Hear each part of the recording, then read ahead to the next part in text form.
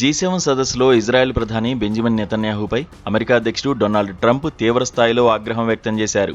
Qatar Emir Sheikh Tamim bin Hamad Al థానీతో సమావేశమైన సమయంలో ట్రంప్ ఈ వివాదాస్పద వ్యాఖ్యలు చేశారు. అమెరికా లేకపోతే ఇజ్రాయెల్ ఉనికిలో ఉండేదే కాదని, తన హయాంలో తీసుకున్న నిర్ణయాల వల్లే ఆ దేశం నిలబడిందని ట్రంప్ సంచలన వ్యాఖ్యలు చేశారు. ఇంతటి మద్దతు ఏ అమెరికా అధ్యక్షుడు ఇవ్వలేదని ఆయన తన గొప్పను చాటుకున్నారు. ఇజ్రాయెల్కు రక్షణగా నిలిచిన అమెరికా పాత్రను, తన వ్యక్తిగత చొరవను ఆయన ఈ సందర్భంగా నొక్కి చెప్పారు.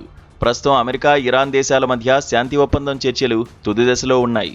ఇదే సమయంలో లెబనాన్పై ఇజ్రాయెల్ బాంబుల వర్షం కురిపించడంపై ట్రంప్ ఫైర్ అయ్యారు. ఇజ్రాయెల్ తీరు అత్యంత క్రూరమైనదని ఆయన అభివర్ణించారు.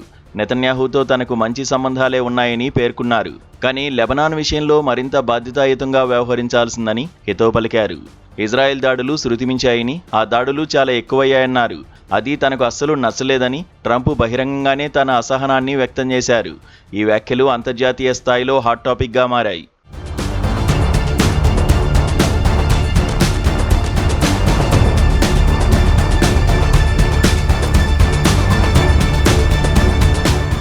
అయితే హిజ్బుల్లాను ఎదుర్కోవడంలో ఇజ్రాయిల్ విఫలమవుతోందని భావించిన ట్రంప్ ఆ బాధ్యతను సిరియాకు అప్పగించాలని వింత సూచన చేశారు. ఈ క్రమంలో సిరియా అధ్యక్షుడు అహ్మద్ అల్ షరాను ఆయన ప్రశంసించారు.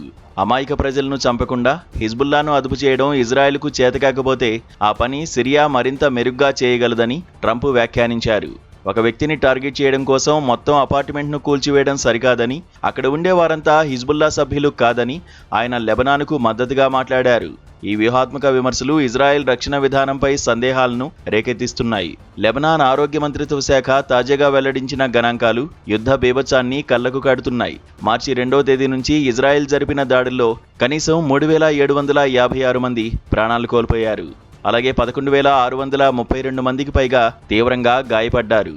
ఈ భారీ ప్రాణ నష్టాన్ని ప్రస్తావిస్తూ ట్రంప్ చేసిన వ్యాఖ్యలు శాంతి ఒప్పందం కోసం అమెరికా చేస్తున్న ప్రయత్నాల్లో ఇజ్రాయిల్ ఎలా అడ్డంకిగా మారుతుందో తెలియజేస్తున్నాయి.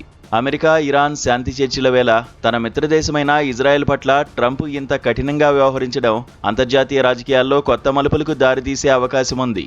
శాంతి ఒప్పందం కుదురుతున్న వేళ ఇప్పటికే ఇజ్రాయెల్ ప్రధాని నెతన్యాహు దీంతో తమకెలాంటి సంబంధం లేదన్నారు. తాము దాడులు కొనసాగించే ఆలోచనలోనే ఉన్నట్లు వ్యాఖ్యానించారు.